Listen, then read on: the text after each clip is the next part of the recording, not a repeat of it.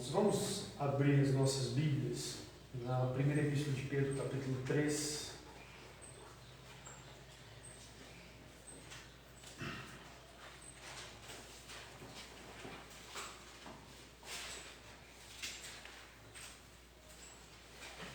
No versículo 18, apenas, antes de ler o versículo 18, eu quero contextualizá-lo para os irmãos.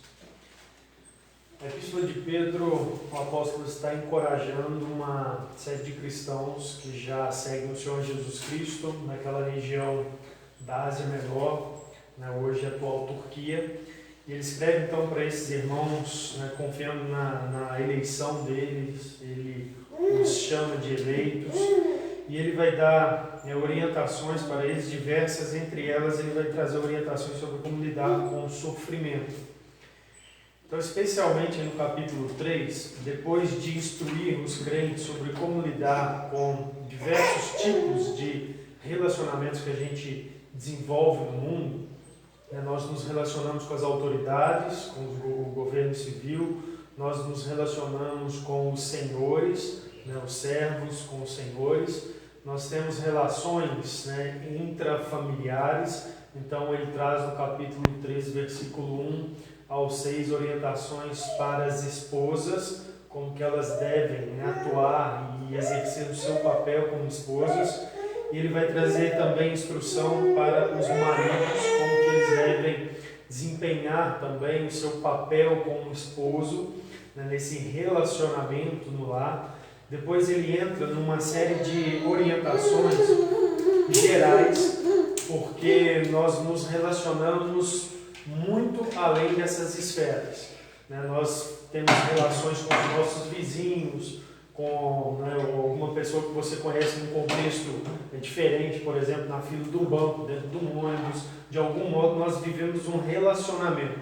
Então ele traz orientações que vão direcionar os crentes sobre como viver esses relacionamentos gerais. E em suma, o que Pedro vai colocar é que nós devemos estar sempre buscando fazer o bem, de acordo com aquilo que a palavra de Deus ensina que é o bem, que é o correto, e que, em geral, nós receberemos também o bem de volta. No entanto, pode ser que não recebamos o bem de volta, e que a gente receba, ao invés, um maltrato, um desrespeito, uma zombaria, e então experimentemos o sofrimento. E então ele está trazendo aí instruções sobre como lidar com esse sofrimento que vem por causa da justiça.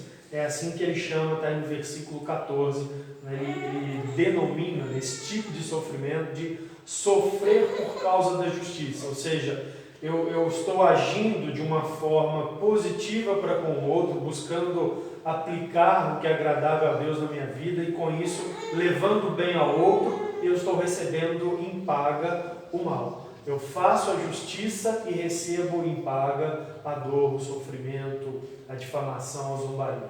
Então ele está orientando os crentes sobre isso.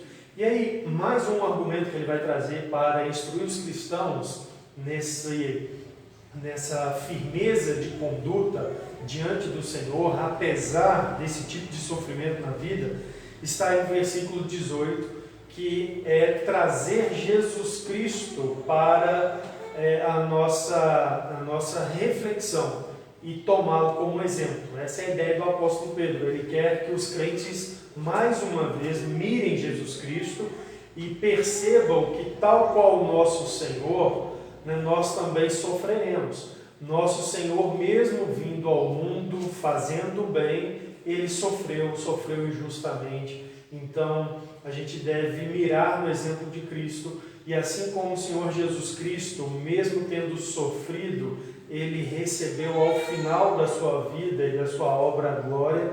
Nós também, crentes, viveremos a nossa vida aqui em nosso tempo de peregrinação, e ao final de nossa vida nós receberemos também glorificação. Então, olhando para essa perspectiva do futuro do além, né, vale a pena ser fiel ao Senhor e buscar viver dentro dos padrões que a palavra de Deus traz para nós, mesmo que às vezes o mundo devolva isso com maldades, com zombaria, com sofrimento.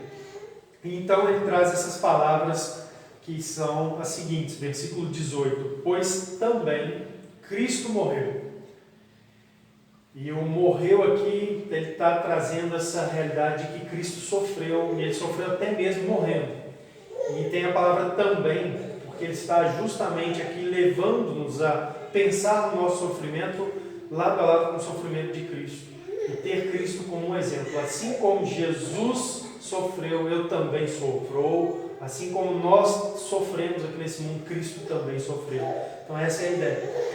Então ele diz, pois também Cristo sofreu uma única vez pelos pecados, o justo pelos injustos, para conduzir-vos a Deus. Morto sim na carne, mas vivificado no Espírito. Então Pedro trazendo essa mensagem dentro desse contexto. No entanto, ao trazer essa mensagem dentro desse contexto, onde ele está ensinando os crentes a lidar e enfrentar com o sofrimento, ele fala da obra de Cristo de uma maneira muito simples, objetiva, muito clara. E eu quero então que a gente considere esses versículos olhando aqui para a obra de Cristo e a realidade da evangelização, da pregação do Evangelho. Por que eu quero dizer isso? Porque se eu perguntar para qualquer crente em Jesus Cristo, qualquer pessoa que conhece a Bíblia, e falar assim, para quem é o Evangelho? Em geral as pessoas vão responder assim, o Evangelho é para o pecador. E a resposta bíblica, exata e correta. O Evangelho é para o pecador, para todos nós. No entanto, a gente pode pensar essa realidade de uma maneira como as pessoas que precisam ouvir falar de Cristo, elas pensam e experimentam. Porque em geral as pessoas falam assim, ou reconhecem, não admitem, eu sou pecador. Tudo bem. Não se interessam pelo Evangelho, pela Bíblia, pela mensagem da Bíblia por causa disso. Mas a pessoa precisa de refletir que, porque ela é pecadora, algumas coisas que ela carrega na vida e que a incomodam, tem solução no Evangelho. E eu quero então falar sobre culpa, pavor ou medo e indiferença.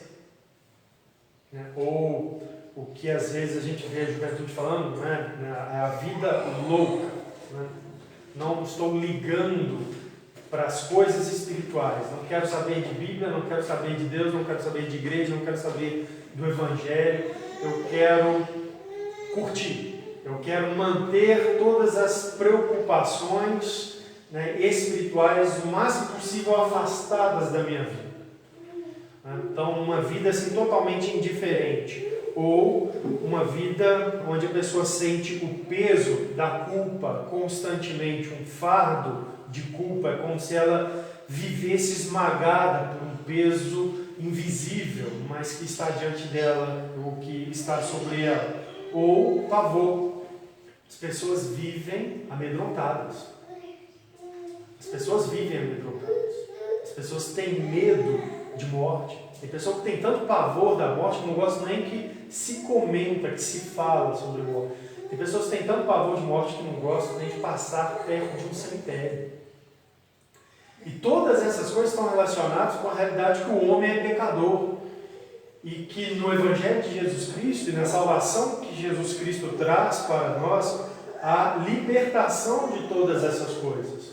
Então a gente precisa pensar sobre isso. Eu quero trazer aqui uma reflexão, propor uma reflexão. Imagine o seguinte, que uma pessoa tivesse uma dívida com alguém. Uma dívida que ela não pudesse pagar. Além disso, uma dívida que, na verdade, ela aumenta com o tempo. A pessoa tem uma dívida, ela não pode pagar essa dívida e a dívida ainda aumenta com o tempo. E essa dívida é de um caráter que cobra a sua própria vida. Se ela for quitar a dívida, tentar quitar a dívida, ela tem que entregar a sua vida, sua própria vida. A reação da pessoa diante de uma situação dessa seria de medo, porque para pagar a dívida ela teria que entregar a própria vida. Então pode ser que a qualquer momento a pessoa a quem ela deve pediria a sua vida. Então ela viveria com medo ou com uma culpa constante porque ela deve. E é uma dívida que só aumenta, então essa culpa vai esmagá-la, é um fardo que vai só crescer e importuná-la. Ou essa pessoa raciocinando sobre isso, eu tenho essa dívida, eu não consigo pagar essa dívida, vai requerer minha vida por causa dessa dívida, então o que me resta? Eu vou tentar viver afastado dessa preocupação o máximo possível. Uma hora mortinha, mas não sei quando é, então vou simplesmente tentar curtir o máximo possível a vida e vou parar de pensar nela para que eu não sinta o peso dessa culpa ou pelo menos tenha algum alívio disso. É exatamente isso que uma pessoa sem Cristo faz. É exatamente isso. A pessoa que não conhece Jesus Cristo de verdade e não experimentou uma salvação verdadeira em Jesus Cristo, ou ela vive com um fardo de culpa sobre ela, ou ela vive apavorada, com medo da morte. O que vai acontecer com ela? Se ela morrer, e aí, o que acontece? Qual o destino dela? Como que ela vai comparecer perante Deus? Ela vive apavorada, então, da morte, ou ela vive indiferente? Eu não quero saber de igreja. Eu não quero saber de evangelho. Eu quero saber de Bíblia. Eu quero tentar viver minha vida afastado dessas coisas, porque é o que me resta.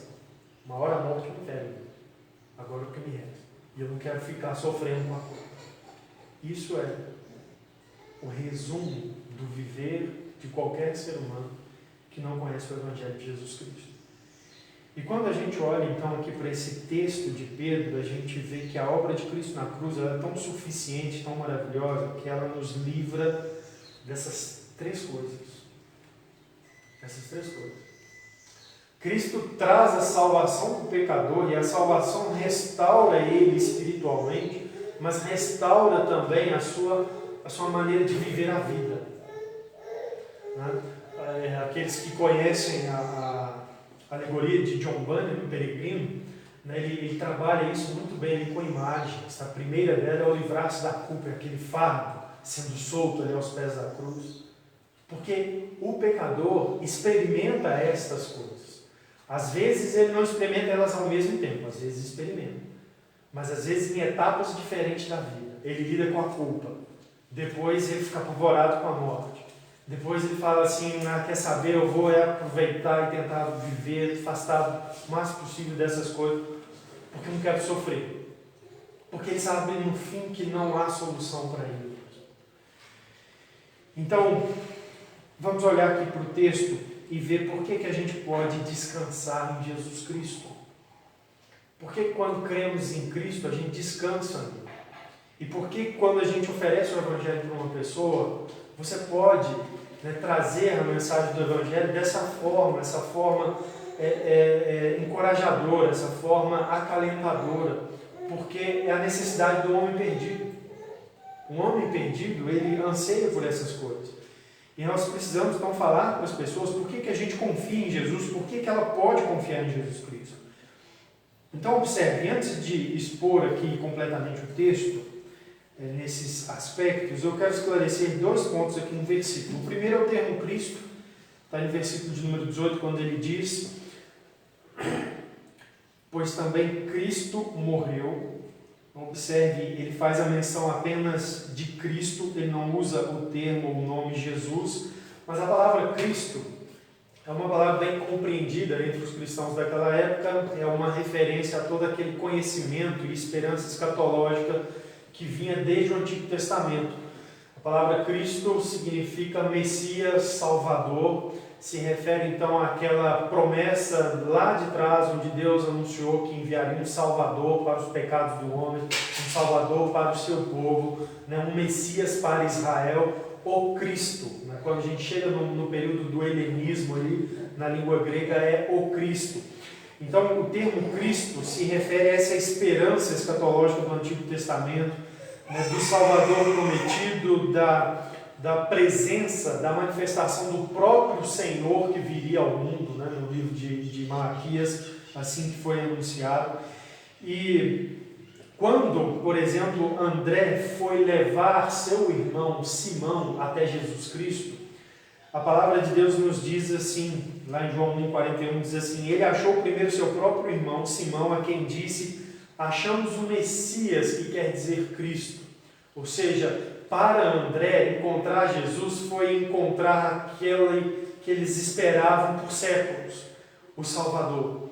Então, Cristo se refere a essa figura anunciada por Deus pelos profetas, o Salvador do mundo. Então, quando nós lemos a Bíblia, nós devemos lembrar que essa é uma referência a Jesus Cristo, Jesus de Nazaré, o Filho de Maria.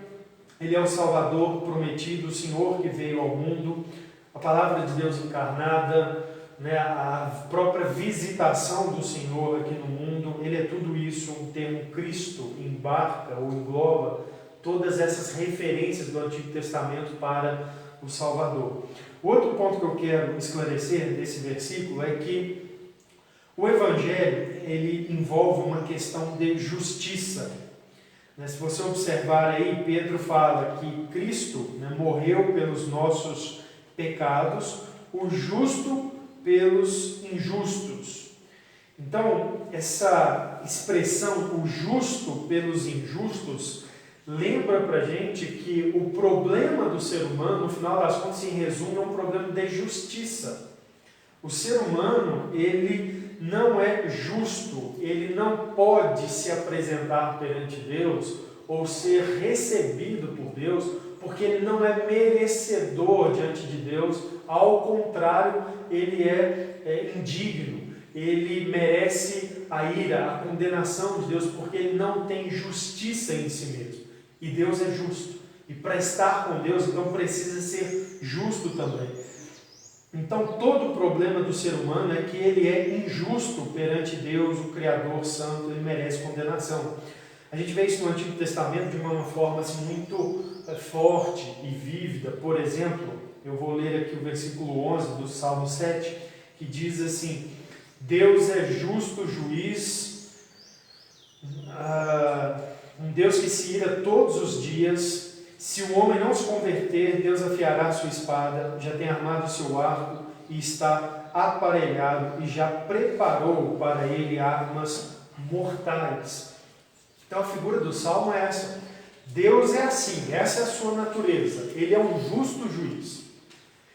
E ele se ira todos os dias, porque Deus olha para a criação dele, olha para nós seres humanos, e ele não encontra justiça em nós. Ao contrário, ele encontra-nos fazendo injustiça. E isso desperta a sua ira.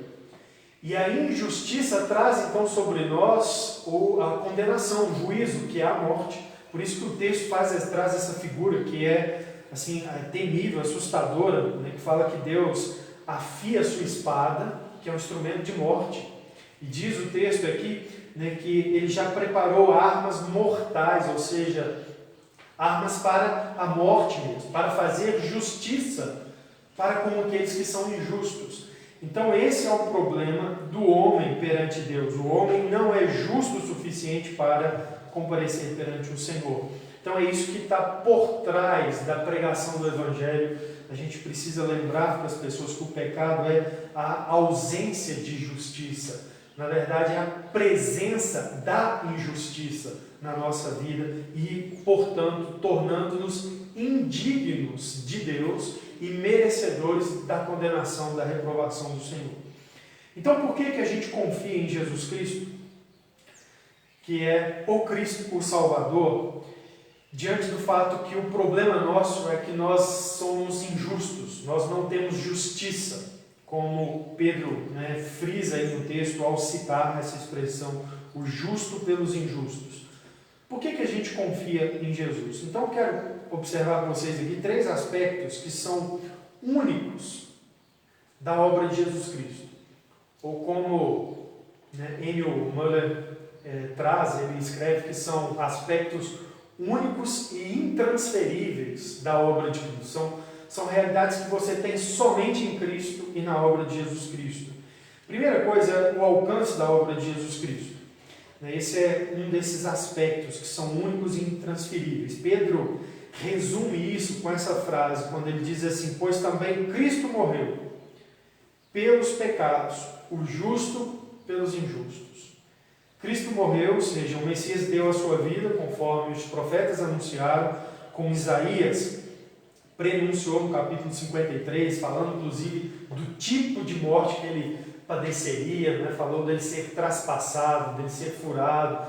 Então ali foi anunciado essa realidade que, quando Pedro está escrevendo a epístola, já havia acontecido. Cristo morreu, e ele morreu então como um Messias que era o Salvador. Mas como a sua morte nos salva? Como que pela morte dele nós somos salvos dos nossos pecados, nós somos livres dessa condição de injustiça que nós estamos perante o Senhor? Então vamos dar uma olhada aqui no texto. O texto apenas diz assim: Cristo morreu pelos pecados. Por quais pecados? Qual que é o alcance dessa obra? Pecados mais leves, mentirinhas assim, olhares feios que a gente faz com os outros, quando você não gosta de alguém, não gosta do que a pessoa fez com você, você dá aquele olhar assim, que manifesta um ódio, mas ao mesmo tempo você dá um coberto, uma coisa meio hipócrita assim. Esses pecados que a gente chama de coisas leves, Cristo morreu por esses pecados.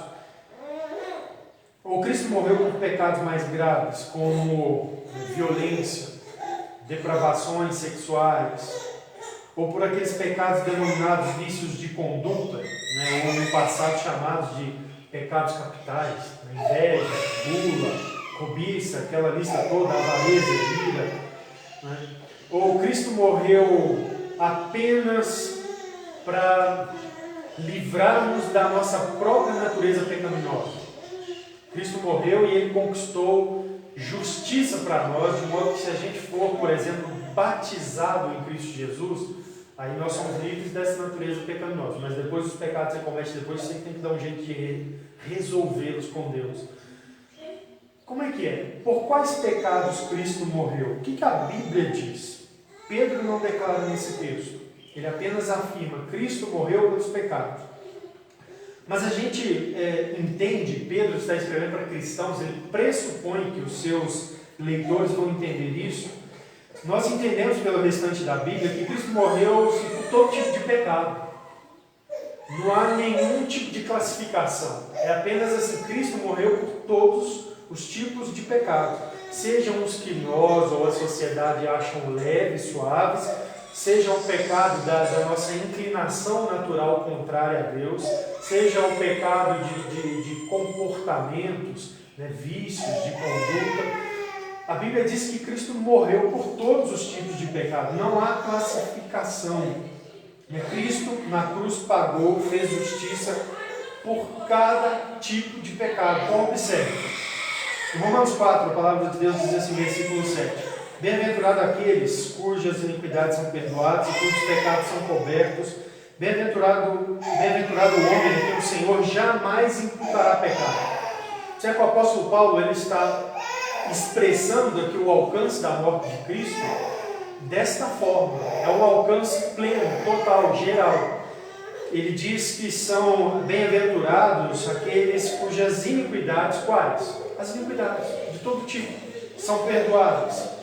Ele diz também: esse bem-aventurado o homem que o Senhor jamais imputará pecado. Ou seja, por Jesus Cristo, Deus não imputa pecado no homem que é salvo por Ele.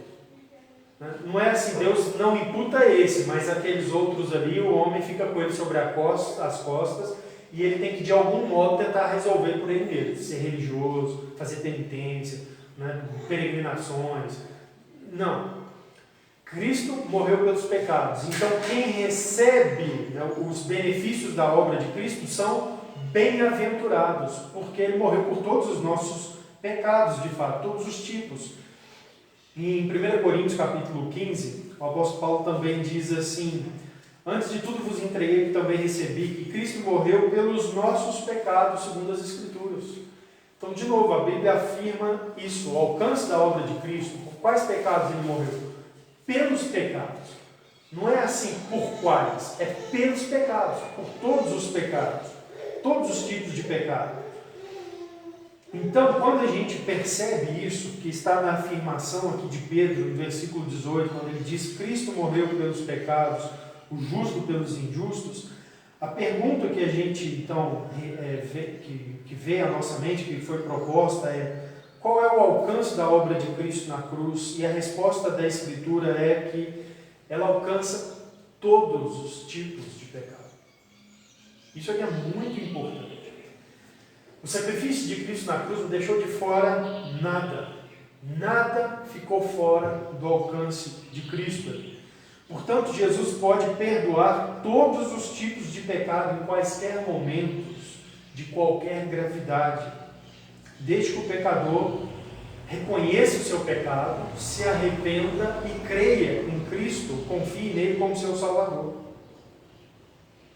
Então, isso aqui é um conceito importante para que a gente possa pensar o Evangelho. Porque quando a gente prega o Evangelho para as pessoas, ou até mesmo quando a gente está variando nossa vida espiritual, mas pensando nessa realidade da pregação do Evangelho para os outros, a gente aborda pessoas, ou tem contato com pessoas onde a gente não sabe qual tipo de pecado que ela cometeu.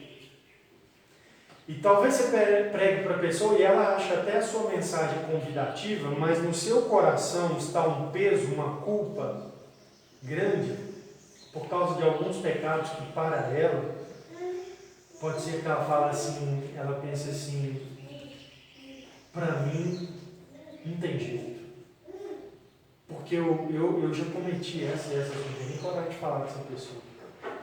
Então, quando a gente prega o Evangelho para a pessoa, a gente precisa afirmar para ela, mostrar que a Bíblia ensina que Cristo morreu e que o sacrifício de Jesus Cristo fez justiça por todo tipo de pecado. Não importa qual tipo de pecado que a pessoa tenha cometido, ela não está fora do alcance de Jesus Cristo. De Cristo providenciar justiça por ela, para apresentá-la a Deus, para fazer satisfação perante Deus do seu pecado. Como crente, a gente tem que tomar cuidado, né? O acusador, como Pedro fala na sua epístola, ele anda ao derredor, né? E às vezes ele vem até nós como acusador e começa a trabalhar em nós uma convicção enganosa de pecado. Eu não sei se você já viu pessoas que são crentes no Senhor Jesus Cristo e de repente elas passam por um momento de duvidar da graça de Deus e da aceitação delas em Cristo Jesus, porque elas sentem um peso muito grande do pecado delas. Essa não é uma convicção de pecado que vem do Espírito Santo. A convicção de pecado que vem do Espírito Santo te leva a Cristo, e não a duvidar que em Cristo há graça suficiente para você. Essa é uma convicção de pecado que vai, se for seguida, te afastar de Jesus e não te levar para perto de Jesus. Então, como que a gente trabalha isso pregando para as pessoas e também para a nossa própria vida?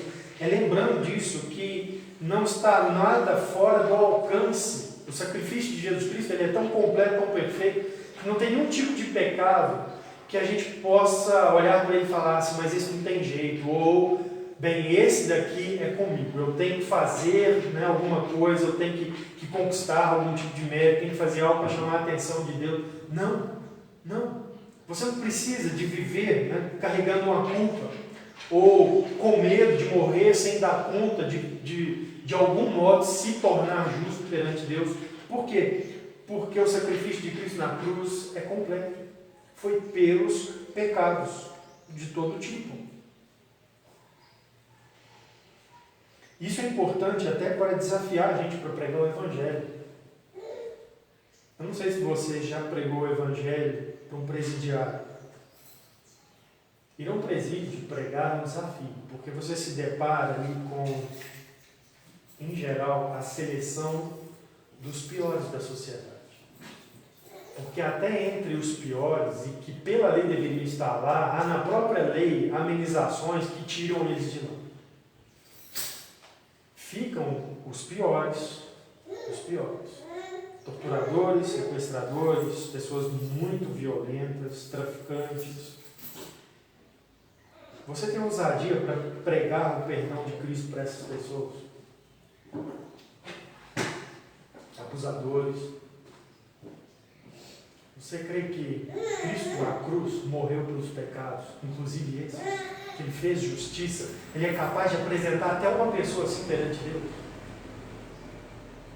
A gente precisa parar para pensar sobre isso, porque às vezes a gente não prega como Cristo pregava para meretrizes e publicanos, porque a gente acha que o Evangelho é a gente melhor. E Jesus disse que Ele veio para esses perdidos. E o sacrifício dele na cruz, Ele morreu pelos pecados desses. Uma coisa que toca quando eu penso nisso é aquela cena da própria crucificação, onde estava ao lado de Cristo um malfeitor, sentenciado à morte. E ele arrepende de seus pecados e a palavra de Cristo para ele expressa um perdão. Hoje mesmo estarás comigo no paraíso. Ou seja, Jesus estava providenciando ali justiça para aquele homem. Talvez um homem que muitos crentes não ousariam pregar o Evangelho por ele, falando assim, não vai converter, não vai ser salvo. Não. Então a gente precisa parar de pensar nisso. Às vezes nós queremos assim, meio que selecionar um tipo de pecador que merece perdão. Vou pregar esse público aqui, não vou ficar calado. Cuidado. A pregação do Evangelho é para todos. A gente não tem esse direito de selecionar quem merece ouvir a mensagem do Evangelho. Na verdade, quando a gente faz isso, me parece que a gente está duvidando dessa plenitude da obra de Cristo. De que Ele na cruz proveu justiça suficiente para salvar, como diz o apóstolo Paulo, o pior dos pecadores. E Paulo foi um homem muito ruim, se a gente pensar no que ele foi perseguidor da igreja. Paulo foi um homem conivente com violência. Ele estava presente quando Estevão foi apedrejado, um ato assim, extremamente cruel, atroz, violento. Cristo salvou Paulo. Jesus morreu na cruz pelos pecados de Paulo, fez justiça pelos pecados de Paulo. Então, quando a gente pensa em pregação do Evangelho, e a ordem bíblica é anunciar mesmo ao mundo, a todas as criaturas, não importa se ao meu ver é uma pessoa muito vil, mas em Cristo há capacidade de justiça para satisfazer a necessidade desse pecador. Então a gente precisa pensar nisso. E é por causa dessa justiça suficiente na morte de Cristo ali para todo tipo de pecado é que a gente pode descansar nele. É por isso que a gente confia em Jesus Cristo. Por isso que a gente pode pregar o Evangelho e falar para o pessoal, olha, eu confio em Jesus Cristo também, a salvação. Confio em você também. Há justiça na morte dele por todos os pecados. Eu não sei quais são os seus, eu não sei o que te aflige, o que mais te incomoda, o que traz mais peso sobre você. Mas há justiça em Cristo para a sua condição, para a sua situação.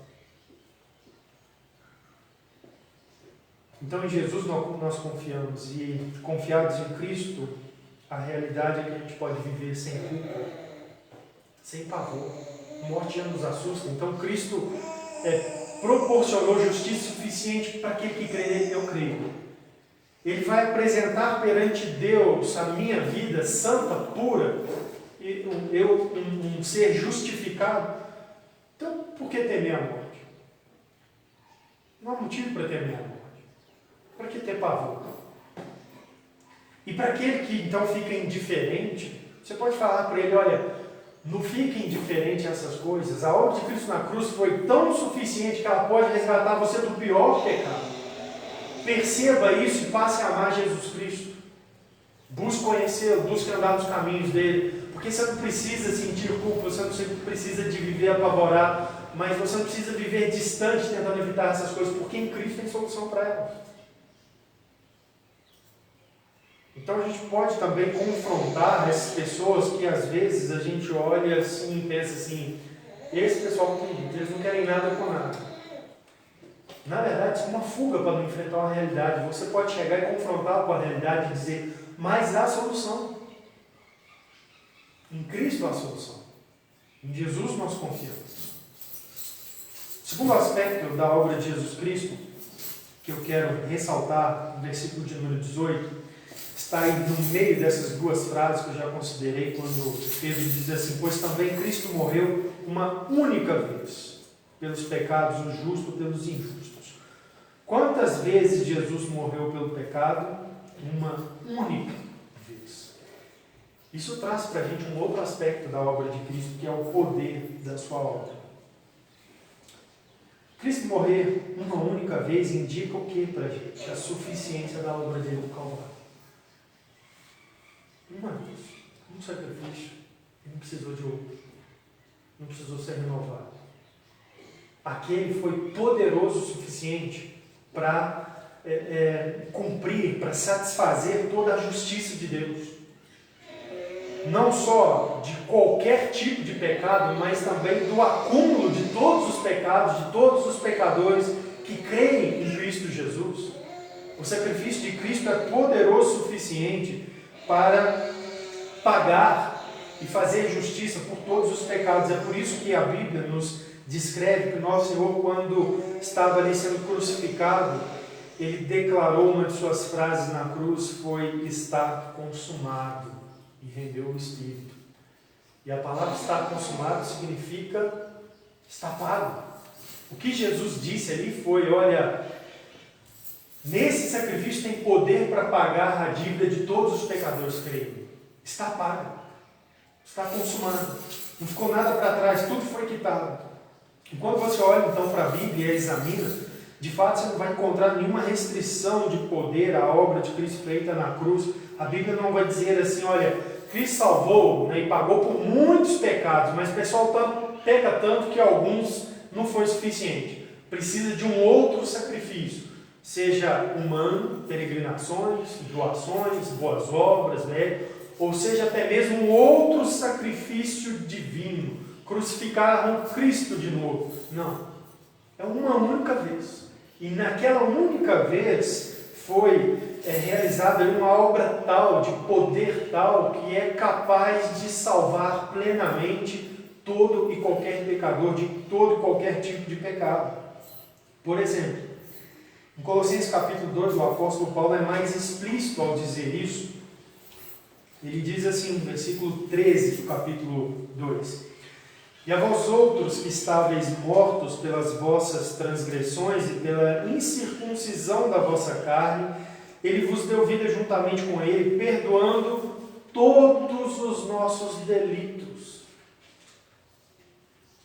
Cristo nos deu vida perdoando todos os nossos delitos. Então olha o caráter do perdão que recebemos. É um perdão pleno, completo. Não fica nada para trás. Todos os delitos são perdoados. Aí ele diz assim, versículo 14: tendo cancelado o escrito de dívida que era contra nós. Aí ele continua mais à frente: o qual nos era prejudicial, removeu encravando na cruz. Removeu inteiramente encravando aonde? Na cruz. Que é exatamente o que Pedro está fazendo menção. Cristo morreu pelos pecados uma única vez, o justo pelos injustos. O cristão, lendo esse texto, já se remete à obra de Cristo na cruz e ao fato de que ali todos os delitos dele, todos os pecados foram perdoados, porque Cristo fez justiça por toda essa lista de injustiça, por toda essa lista de dívida que constava contra o ser humano, contra o pecador que arrepende-se em Jesus Cristo. Então ali na cruz, em um único sacrifício histórico, real, o Filho de Deus, na sua carne, ele entregou sua vida por nós e fez de fato expiação pelos nossos pecados, por todos eles. Essa é a mensagem do Evangelho. E a gente, quando prega o Evangelho para a pessoa, precisa sublinhar.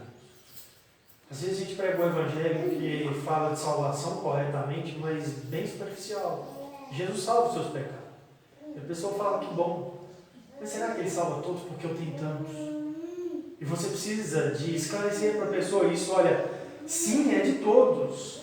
Ele tem poder suficiente para te salvar e te perdoar de todos eles. Não é assim, ele vai resolver seu problema parcialmente, depois você tem que andar retinho na igreja, certinho mesmo assim, cuidado, você pode escorregar e perder salvação. Não. Cristo morreu por todos os pecados. Uma única vez. Um único sacrifício. Não precisou de outros, não precisa de mais nada. Um único, onde a situação, a nossa necessidade foi resolvida. Em Hebreus capítulo 10, a gente lê também isso, né, a pregação forte, explícita da Escritura, é para mostrar isso. Por exemplo, o autor aos Hebreus diz assim: nessa vontade é que temos sido santificados, mediante a oferta do corpo de Jesus Cristo, uma vez por todas. Uma vez por todas. Então, o que o autor de Hebreus está sublinhando aqui, enfatizando? Jesus Cristo, Filho de Deus, né, lá no capítulo 1, ele veio ao mundo e ele ofertou o seu corpo. Foi uma morte sacrificial na cruz por nós. Uma vez. Não precisou de mais nada. Uma vez foi suficiente. Em uma vez, ele conquistou poder para trazer o perdão a todo o que crê. Perdão completo. E ele diz assim mais adiante, versículo de número 11: ora, todo sacerdote se apresenta dia após dia a exercer o serviço sagrado e a oferecer muitas vezes os mesmos sacrifícios, que nunca, jamais podem remover pecados. Isso é uma coisa interessante. Um sistema sacrificial mostra a sua fragilidade, né, quando esse sacrifício tem que ficar sendo repetido. Se um sacrifício tem que ser repetido, então ele mostra que ele não resolve o problema. Eu faço ele hoje, o problema continua. Por isso eu repito. E eu repeti, e o problema continua. Por isso eu repito de novo. Então, isso mostra a fragilidade. Mas Cristo veio e ele fez uma vez só ele veio ao mundo, uma vez só ele se encarnou, uma vez só ele foi até a cruz. E foi suficiente. Ele pagou por tudo. Ele quitou todos os nossos pecados. Ele disse: está consumado.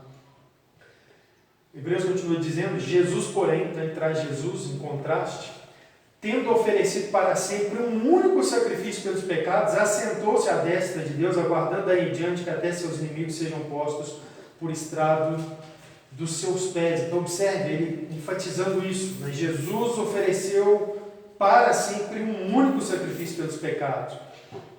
Versículo de número 14 do mesmo capítulo, ele diz: porque com uma única oferta aperfeiçoou para sempre quantos estão sendo santificados. Em versículo de número 16 e 17, ele diz assim: esta é a aliança que farei com eles depois daqueles dias, diz o Senhor, porei no seu coração as minhas leis e sobre a sua mente as inscreverei. Acrescenta também: de nenhum modo me lembrarei dos seus pecados e das suas iniquidades para sempre. Olha o poder do sacrifício de Cristo. De nenhum modo, né? O Espírito Santo anunciando, a partir da obra feita por Cristo na cruz, a ação de Deus, ou a sentença de Deus é a seguinte: eu não me lembro mais de seus pecados. Eles estão pagos, completamente pagos. Justiça suficiente foi feita, eficiente, aceitável. O perdão foi dado. Isso aqui é uma citação, né, da palavra de Deus, de Deus no seu juízo, dizendo: de nenhum modo me lembrarei de seus pecados e das suas iniquidades para sempre. Então nós confiamos em Jesus porque a obra de Jesus na cruz foi única, mas completa, totalmente suficiente. O próprio Filho de Deus ofereceu-se em nosso lugar para assumir a morte que nós deveríamos morrer, e Ele então nos substituiu, o justo pelos injustos, substituição, e então justiça completa foi feita por nós, tanto é que foi um único sacrifício. Único. Diante disso, eu quero trazer aqui duas questões que a gente precisa trabalhar com as pessoas em evangelismo. Uma delas é a seguinte: acreditar em uma repetição constante do sacrifício de Jesus para remover pecados novos ou recentes, isso é, na verdade, um sacrilégio. Sacrilégio é uma palavra para falar de uma ofensa, de uma asseveração ofensiva contra uma verdade sagrada. E quando uma pessoa não acredita que o sacrifício de Jesus Cristo foi suficiente, ela está correndo atrás de outra coisa, então ela está cometendo um sacrilégio. Porque a Bíblia afirma que o sacrifício é suficiente. A verdade bíblica, portanto sagrada, de Deus é que Cristo morreu uma única vez. E nesse sacrifício há poder suficiente para pagar por todos os nossos pecados. Não importa a gravidade deles, o tipo que seja e a quantidade que seja. Tem poder suficiente na morte de Cristo para isso.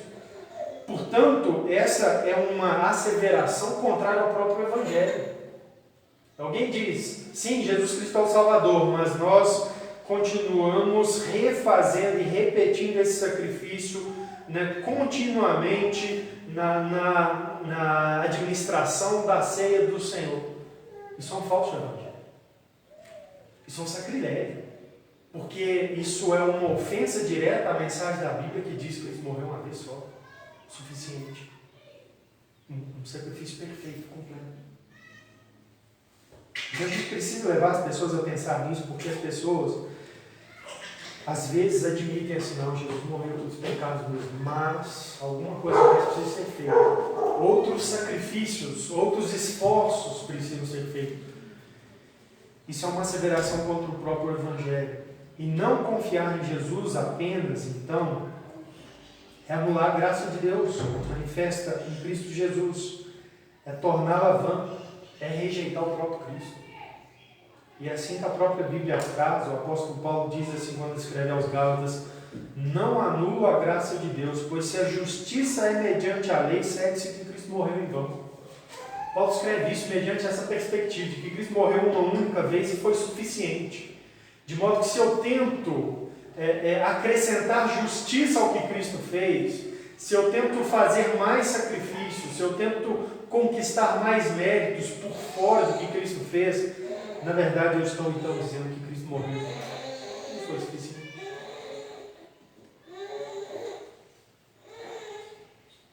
Então, diante dessa realidade da Bíblia, sobre o alcance da obra de Jesus Cristo, o poder da obra de Jesus Cristo, a gente não precisa ter medo. Não precisa dizer para as pessoas, olha, eu confio em Jesus por causa disso. Eu posso viver em paz, sem culpa, sem ficar correndo atrás de justiça, de fazer algo para tentar parecer mais agradável a Deus, porque eu confio em Jesus Cristo. E sabe por que eu confio em Jesus Cristo? Porque o sacrifício dele na cruz foi único. E sendo único, por ser único, isso aponta claramente para o fato de que todos os meus pecados foram satisfeitos ali. A justiça foi feita por ele. Quando Jesus disse na cruz, está consumado, ele disse isso sobre o meu pecado, eu creio nisso. Ele disse que ele quitou todos os meus pecados. Então, nós podemos ter paz, em vez de vivermos atormentados por culpa. Nós podemos ter paz com a realidade de um encontro com Deus a qualquer momento, pela morte, porque eu vou chegar lá, e a Bíblia diz, como nós lemos aí em Hebreus, que o Senhor sentenciou, de modo nenhum me lembrarei de seus pecados, da sua iniquidade para sempre. O que vai acontecer comigo depois de morrer? Eu não preciso temer que os meus pecados serão cobrados, ou que alguma parte dos meus pecados serão cobrados. Cristo morreu uma única vez, suficiente por tudo. Fez justiça por tudo. E para aquelas pessoas indiferentes? Tem que desafiar essa pessoa a entender isso na Bíblia, a ver essa mensagem na Bíblia. Ver que o Evangelho traz essa beleza, anunciando esse poder da morte de Cristo. Mostrar para essa pessoa, ao invés de indiferença, o Evangelho te desafia a buscar mais a Cristo, compreender esse poder, descansar nesse poder e adorar a Deus por causa do poder do sacrifício de Jesus Cristo feito em favor seu. Sabe, os seus pecados, sejam quais forem, quantos são que o incomoda, os seus hábitos, os seus maus hábitos, suas palavras, suas más palavras, sua má conduta, seus erros na vida, não importa, em Cristo Jesus, incrivelmente há justiça para satisfazer por tudo. Esse é o poder real do sacrifício de Jesus. Perceba então a graça de Deus nisso. Veja então a alegria que a salvação traz e viva esse amor. Aproxime-se com fé e receba a consolação. Fica vivendo diferente. Aproxime-se. Experimente o amor. Prove que o Senhor é bom. Viva nessa consolação. Mas há um terceiro aspecto que eu quero ressaltar, que é a exclusividade da obra de Jesus Cristo como mediador. Versículo número 18, o apóstolo Pedro também diz assim: pois também Cristo morreu uma única vez pelos pecados, o justo pelos injustos, para conduzir-vos a Deus. Jesus Cristo, por sua obra na cruz, diz Pedro, ele nos conduz a Deus, nos leva a Deus, e isso nos leva então a pensar sobre a questão da mediação. Esse é um dos aspectos também que são únicos e intransferíveis de Cristo, da obra de Jesus Cristo. Por que nós precisamos ser conduzidos a Deus? Isso é uma pergunta que a gente tem que responder para as pessoas. As pessoas não podem, de acordo com a Escritura, aproximar-se por si mesmas a Deus. Então elas precisam de alguém que as conduza, elas precisam de um mediador. Mas por que nós precisamos de mediação? Há dois motivos para isso. O primeiro deles é que a gente não sabe o caminho para Deus. O caminho real e verdadeiro a gente não sabe. O caminho certo, o homem pecador não sabe. As religiões, todas elas são uma busca por mediação, no final das contas. Eu quero me aproximar da espiritualidade, da transcendência. No final das contas, o ser humano está buscando Deus, seu Criador. E ele então escolhe um caminho religioso, seja qual for, isso é uma mediação. Mas as pessoas não são capazes de alcançar Deus, elas não sabem, né, o caminho para aquilo que ela procura. Por isso que a experiência religiosa do mundo é tão diversa. Isso mostra que o homem está perdido. Ele não sabe realmente qual é o caminho. E Jesus já anunciou isso, né, em João 14, quando ele disse assim: eu sou o caminho, a verdade e a vida, que ninguém vem ao Pai senão por mim. Ou seja, olha, vocês não sabem o caminho, então eu estou informando, eu sou o caminho. Então nós precisamos de alguém que saiba o caminho e com verdade nos conduza a Deus, e esse é Jesus. É isso que Pedro está dizendo. Mas Pedro está dizendo mais que isso. O segundo motivo pelo qual nós precisamos de um mediador, que é, na verdade, o motivo que Pedro tem em mente aqui, é que nós não temos o que apresentar a Deus de modo que nos seja favorável, e que Ele nos aceite. Então imagine o seguinte: mesmo que uma pessoa pecadora soubesse como chegar a Deus, o caminho para chegar a Deus, ela ia percorrer esse caminho e chegar lá, apresentar o quê para Deus? Mãos vazias? Não. Mãos sujas. Deus seria favorável para com elas? Não. Eles iam chegar e iam apresentar aquilo que ira a Deus. Injustiça. Então nós precisamos de alguém que, mais do que nos mostre o caminho, mas que nos apresente a Deus de um modo favorável. Um modo que nós não temos como nos apresentar. Por exemplo, Isaías 64, eu vou ler aqui, diz assim, Isaías 64, versículo 5, eis que te iraste, porque pecamos. Olha como que o homem se apresenta diante de Deus, se ele pudesse ir por si próprio a Deus. Ele se apresenta sob a ira de Deus, porque ele peca. O homem não é justo, o problema do homem é justiça. Então o profeta está dizendo isso aqui, eis que te iraste, porque pecamos, versículo 5 do capítulo 64. Por muito tempo temos pecado e havemos de ser salvos. Versículo 6, mas todos nós somos como um imundo e todas as nossas justiças como um trapo de imundícia. Então se o homem, porventura, nós não sabemos, mas se ele porventura soubesse o caminho para Deus, ele chegaria lá e daí apresentar trapos imundos. Trapos que na verdade acendem a ira de Deus contra ele. Tratos que, na verdade, testemunham que a condenação dele é justa, é merecida. Então, nós precisamos de um mediador que vai nos apresente perante Deus de uma forma que Deus seja favorável para conosco. E esse mediador é Jesus Cristo. Precisamos, então, ser conduzidos a Deus? Precisamos. Porque, do contrário, nós merecemos a ira, o castigo, a condenação de Deus. E quem é esse mediador? Jesus.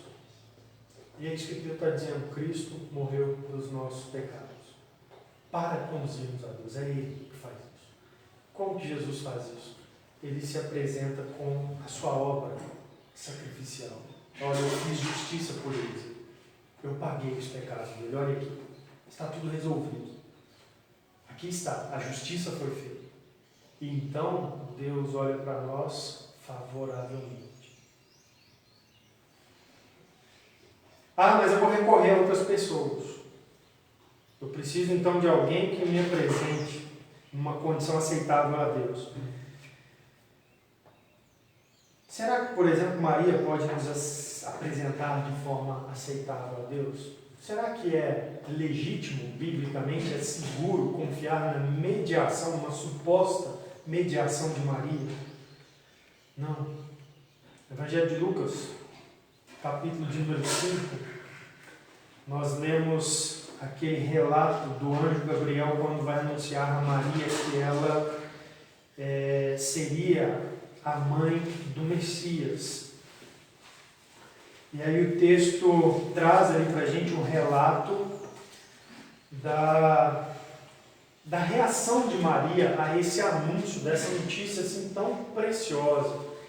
E o texto diz assim em Lucas 1,46: Então disse Maria, a minha alma engrandece ao Senhor, e o meu espírito celebrou em Deus meu Salvador.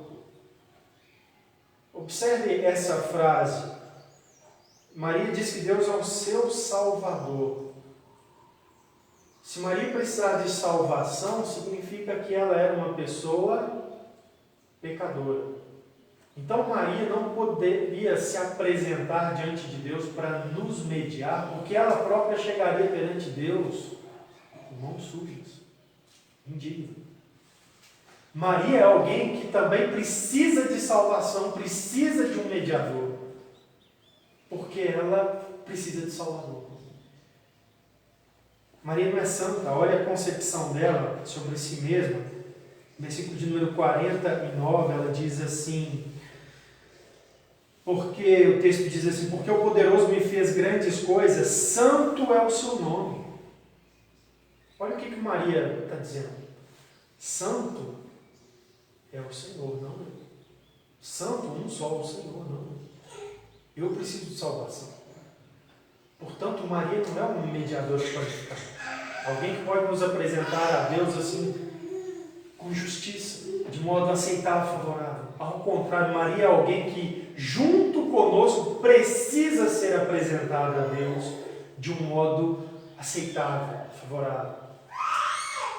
E outros ícones da igreja? Será que o apóstolo Pedro poderia ser um mediador confiável para nós? Também não.